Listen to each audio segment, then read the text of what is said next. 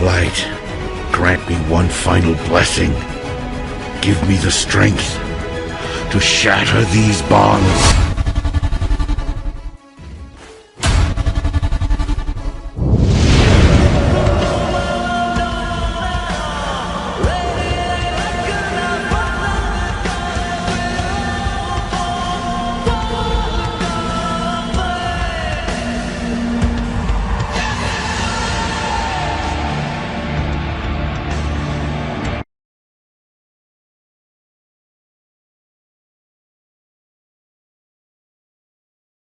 Welcome to yet another episode of A Paladin's Tale. It is Wednesday, April 30th, 2014, and this is episode number 65.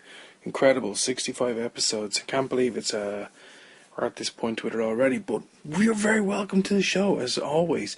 This is your bi-weekly helping of an opinionated paladin player from Ireland who has got some news in terms of changing. In the past, I would have said playing from the Defiance Brotherhood realm in EU. Not so much anymore. So that'll form part of today's show. So without further ado, let's get straight into that. So on the last couple of episodes, I sort of hinted at that I'm at the point now where I don't really think I want to play on a PvP server anymore.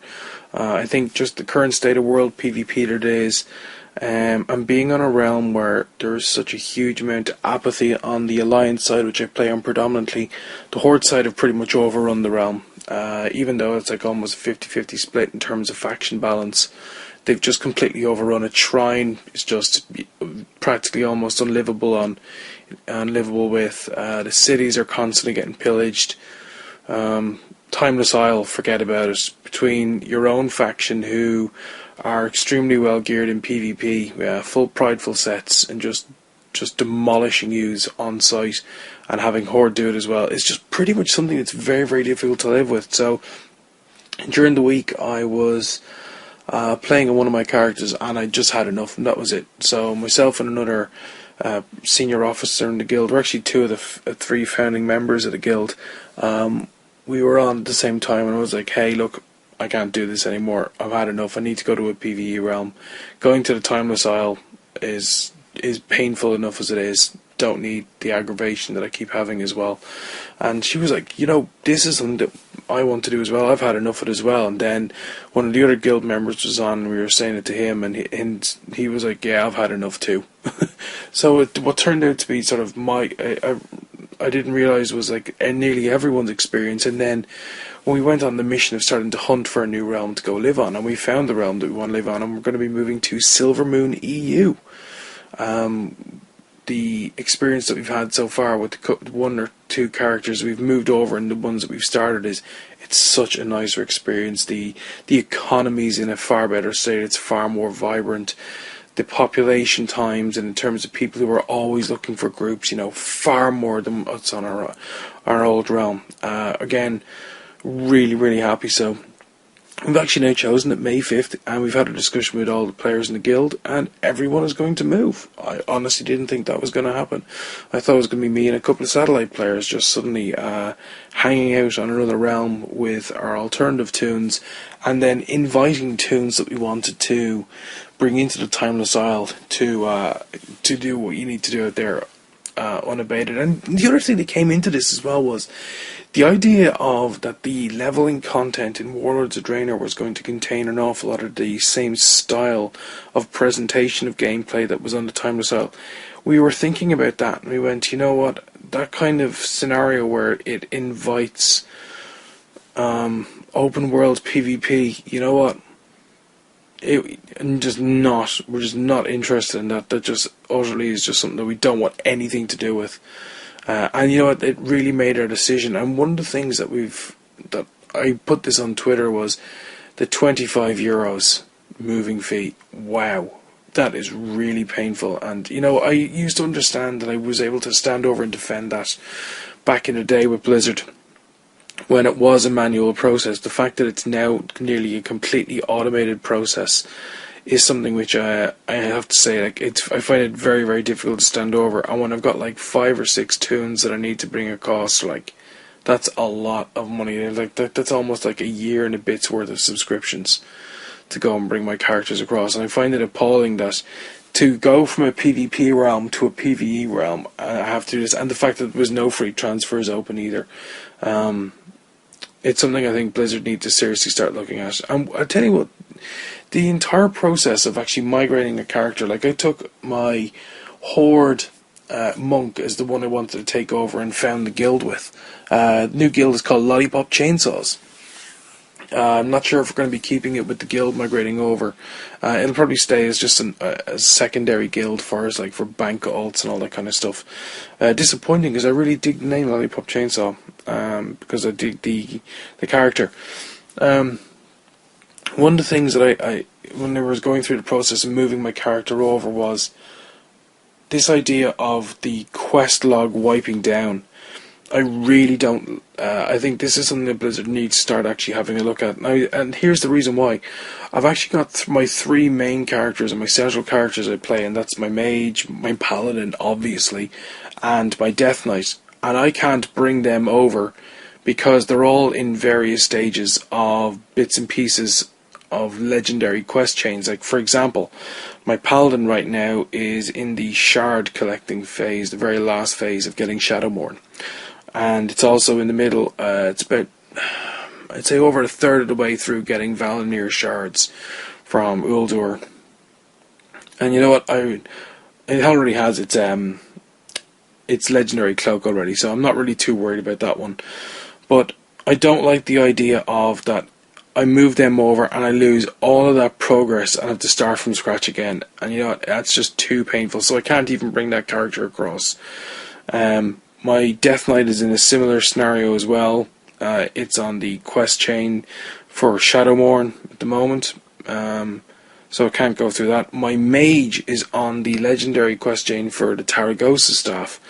Anyone who's listened to podcasts in the past will know my story around this staff, about how when my guild were actually doing progression-based raiding through Firelands, and we were quite up-to-date with content, when they did the nerf that broke my old guild back in the day, utterly screwed me. I was next in line to start my staff. Because I had moved to taking on a role with my Death Knight where I was doing an awful lot of tanking, I had to give up my Mage, and I was raid leading. When I figured if I'm going to be tanking, if I'm raid leading, I'm going to be tanking, I'd rather be doing that than playing on my Mage and raid leading.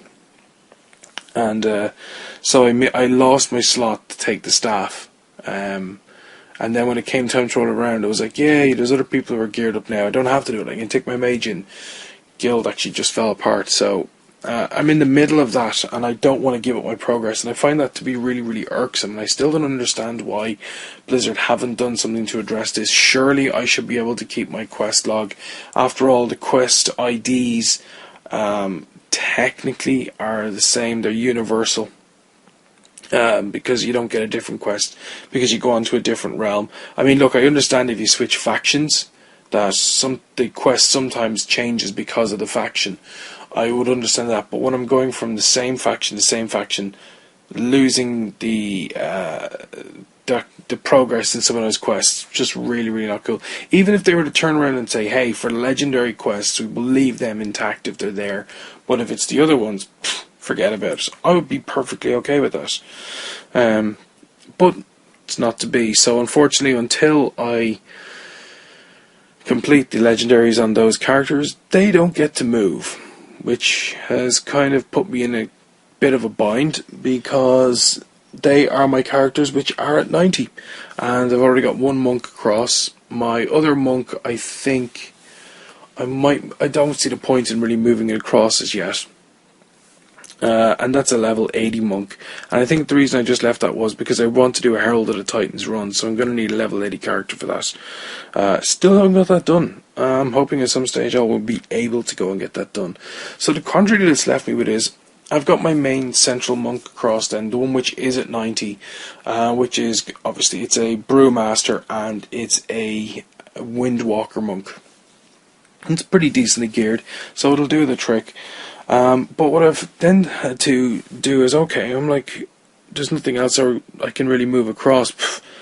Why not re-roll a new class? So I decided I'm going to rock up and go and play a Druid, a class that I haven't really touched in quite a number of years. And the last time I played a Druid, I was playing it as a resto. And that's a long time ago.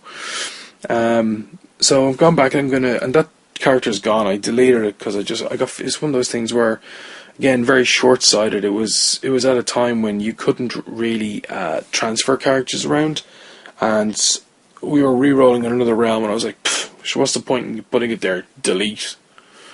Very, very short-sighted.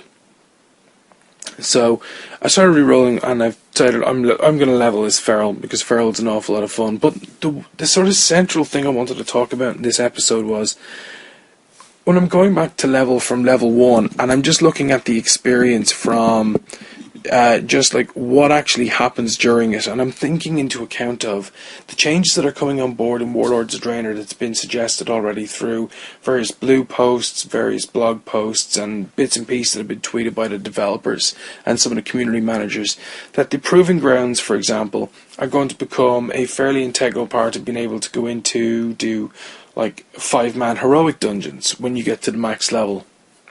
You're going to have to attain a silver in those Proving Grounds. And one of my biggest arguments I've always said about Proving Grounds was, Proving Grounds is fine, except that it gives you absolutely no feedback and absolutely no direction on how to improve. These are meant to be sort of self-tests to see how you're progressing. And my biggest complaint about this game, like, we're nearly into 10 years, to learn to play this game and to play it at the optimum level, you have to refer to a third-party outside source like Icy Veins, Elitist Jerks, MMO Champion forums and class forums. There's nothing in the game that helps instruct you in the mechanics of how to play your character and how to better play your character. And I went, okay, so let's have a look at the leveling experience going from 1 to 20 to see what that tells you. Because just take this other piece of aspect into it. When the new character boosts came in, one of the biggest sort of complaints against that being brought into play was, oh, well, if someone's able to just log on and take a character from straight up to 90, they'll never learn how to play their character. So I was like, okay, let's look at the experience of 1 to 20. What do I learn? And one of the things that I had noticed as it was going along was, the first series of quests that you start going through are nothing more than mechanic style quests. Kill something, pick up something, to understand quest mechanics. Go and activate something so you can collect it, whether it's like I decided to roll a male night elf druid. Something I hadn't done in quite some time. Last night elf I think I leveled starting up from scratch was it was my old druid. Female druid as well.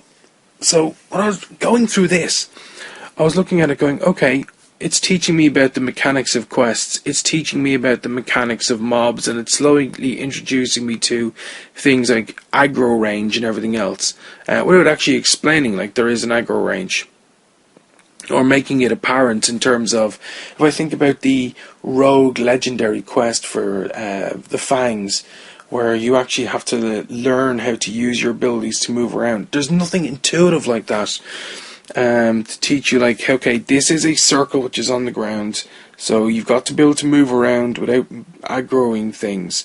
This teaches you about aggro range. And what was happening was, as I was progressing up through the levels and it's going, Bing, you've just learned these new abilities, it teaches me nothing about those abilities. In fact, the only quest that I have at that point is the first sort of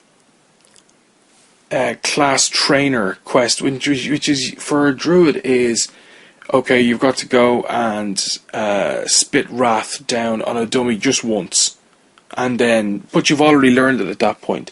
It doesn't teach you anything about how your abilities need to be chained, how to optimally, when you're playing in that particular style, like especially when you get to the point where you get up to level 10 and then it asks you, hey, what style do you want to play in? Do you want to play as a Guardian? Do you want to play as Feral? Do you want to play as Balance? Do you want to play as Resto? Feral is what it is. But anyway, so it doesn't really give you that particular option to allow you to get into that. And one of the things that I thought was, I still think it's a lost opportunity, and the fact that Blizzard, like 10 years on, still haven't introduced anything like this and yet have centralized so many other things. Like they brought the raid journal into the game, so people could actually see what the loot tables were, could see what the bosses' sort of primary abilities are and secondary abilities are for fights. I thought that was great.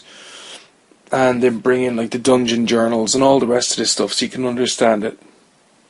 But yet, the fundamental mechanics of how you play the game, and even now when we're thinking about, they're trying to get rid of all the button bloat that's going on for so many classes, especially for things like PvP. They're still not putting anything into the game which, in terms of anything which I would consider you could deem as a training module. In other words, how you can learn about what the mechanics of your character actually are, understand how they're used in PvE environments, for example. If you can get on top of them in PvE environments, they should at least give you something like a trial of the champions or a squire's trial. I think that would be really cool, actually. If you think about like World of Warcraft and you go into the Wrath of the Lich King expansion, and you think about that second last patch where you went in and you took part in Trial of the Crusader, where you had that PvP fight where your PvE abilities didn't mean shit. You had to basically deal with the whole thing as if it was a PvP fight.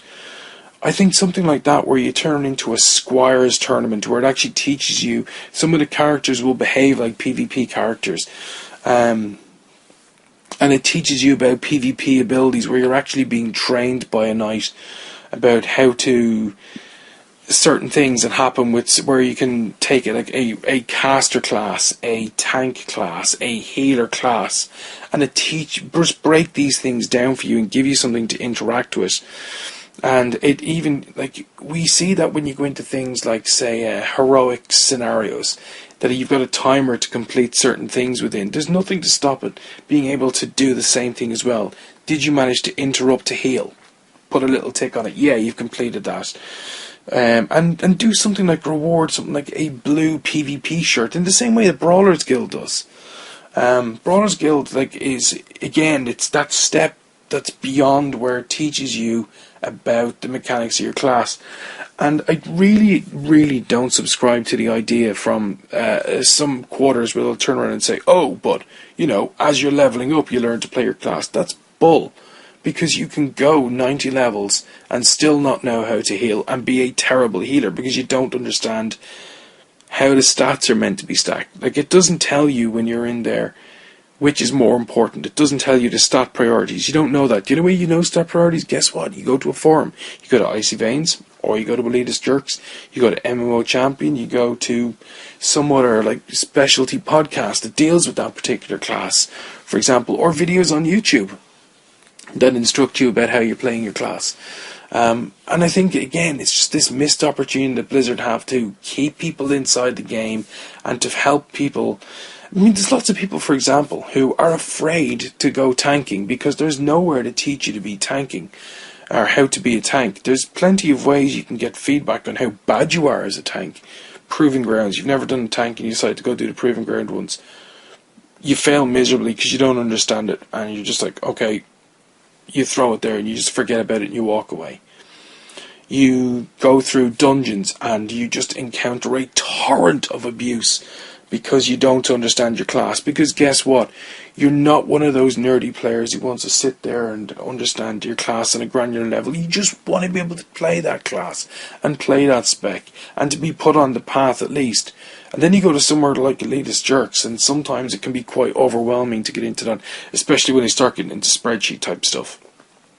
And so again, coming back to it, I'm leveling this this druid, and I'm seeing how, like back in the day when I would have done mine, you didn't get abilities magically appearing. You kept after going to your class, go to your class trainer, do your class training, go back out into the world, continue what you need to do. Apologies for the yawn there. If I made anyone yawn, really sorry. So you go out into the world, then you continue, get more ability, then you level up again, you go back, you get more abilities, and so on and so forth. And this cycle never ends with the whole thing. And then we get into where you don't need to visit a trainer unless absolutely necessary, and your abilities are just given to you with no explanation of what they are. No explanation of how you use them. No explanation of where they fit into. In fact, it comes a point where you've just got so many abilities sitting in your spellbook that unless you've been able to feel comfortable enough with going to some of the other sites to learn how to play your class, again, breaking the cardinal thing, going outside your gaming experience to learn about how to play the game. Horrible. So you're going outside to learn. You're not going outside to learn it. That you suddenly have got all these abilities, and it's no wonder that some players feel completely overwhelmed by the amount of abilities that are there, and why they have to look at things like ability pruning and spell pruning and button pruning, because this has been something which has been just, I don't know, the best way to put it is, it's just been never-ending growing. It's never stopped. It's always just been continue. And I can totally understand why they want to do the removal of buttons at this point, because the whole thing feeds together. Now, the one thing I still think they need to do is, and if anyone from Blizzard is listening to this, do something with those. I know this is probably the second time you've redone the starting zone quests after Cataclysm, but guess what? How about you integrate something in there which helps people learn a bit more about how to use the abilities of their class, like rogues. Get them to understand how they can sneak, and get them to understand that. Get them to understand things like sapping. Get them to understand about things like shadow step, and that's available. How you go and use it. Yes, I'm aware there's a ton of work that goes into this, but if you're trying to bring an awful lot of new players to the game, which is what they're trying to do, and win back some old players, and maybe encourage players to take up other classes, you have to give them a ramp to go onto. It's just a natural form of things. I mean, it would be the same thing as hiring someone and just making them aware that, hey, you're coming into X position. You don't really give them too many details about what the job involves, and you throw them in at the deep end, and you expect them to be successful and to stick with that and to feel good about progression in that. They're not going to. It's going to be demotivating. It's going to be something which turns into something feeling laborious, and something that someone will just go, you know what, I'll go flip burgers somewhere instead because this is just too difficult. At least that's self-explanatory. So I'd love to know what other people think about the sort of the changes that are coming up regarding proving grounds and all the rest of that, and think about like the learning experience that happens for classes. What do you think Blizzard could actually add to this? Let me know. I'd love to know. And you can do that by dropping me a tweet on Twitter to @apalatinstale, or drop an email to show@apalatinstale.com. Now, you're probably wondering at this point, Ian, I thought you said something special was going to happen with this show. Well, guess what? This show is actually now also a video on YouTube. First video is just going to be some of my leveling experience as a druid starting out again. As I'm putting together sort of a mini set for myself for videos, I'll turn this into just being a video podcast where I'll strip out the audio, and that'll go up then as the audio portion of the podcast. And you'll get that as just like the way that Laura would have started out doing the weekly marmots. I'll do it in the same vein. So check out, and we actually have an official YouTube channel now, which is youtube.com/user/iPaladinsTale. So thanks once again for giving me some of your valuable in-ear time this week on the show. As always, we will turn off cooldown in a fortnight's time, because the show at the moment is on every second Wednesday. If you've enjoyed listening to this show and this podcast and the video on YouTube, if you're watching it on this, give me a thumbs up and leave me some comments down below if it's on YouTube. If it's on iTunes or Stitcher Radio, give me a star rating or give me a thumbs up review and drop a little review in there. If you do, I'll give you a shout out on the show, because these things help the show move forward and they help get them up the podcast charts. So I appreciate anyone who gives me time for those. I want to give like a really long overdue shout out to Poikle Satin, who left me a review on Stitcher Radio. For some reason I've only been able to see it in the last week. Thank you so much for leaving me that review and that rating. That means a big deal to me. So until next time, may the light protect you.